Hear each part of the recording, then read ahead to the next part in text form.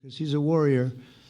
He doesn't know about getting back to a normal way of life, but he is a warrior, and Israel's lucky to have him.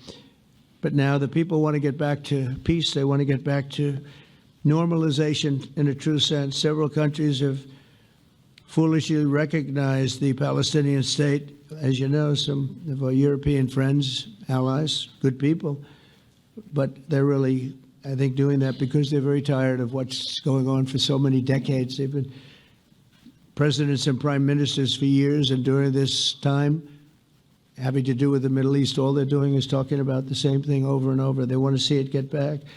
And nobody wants that more than me, or I believe Bibi too. But the people of Israel want it.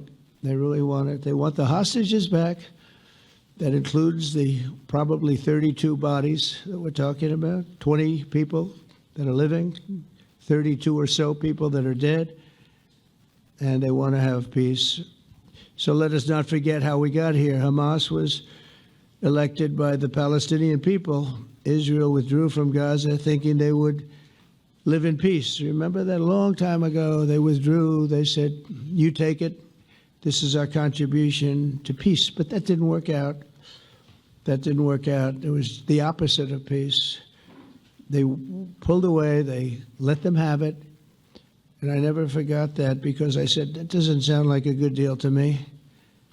As a real estate person, I mean, they gave up the ocean, right? Ron, they gave up the ocean. They said, who would do this deal? And it still didn't work out. They were very generous, actually. And they gave up the most magnificent piece of land in many ways in the Middle East. And they said, all we want to do now is have peace. And that request was not honored.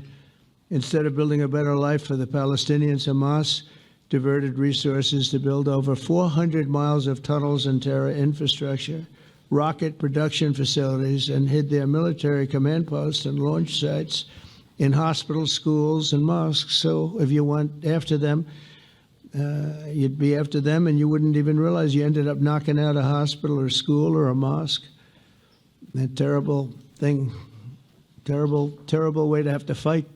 No fight is good, but that's a real bad one. So there are many Palestinians who wish to live in peace. Many. I've seen so many of them.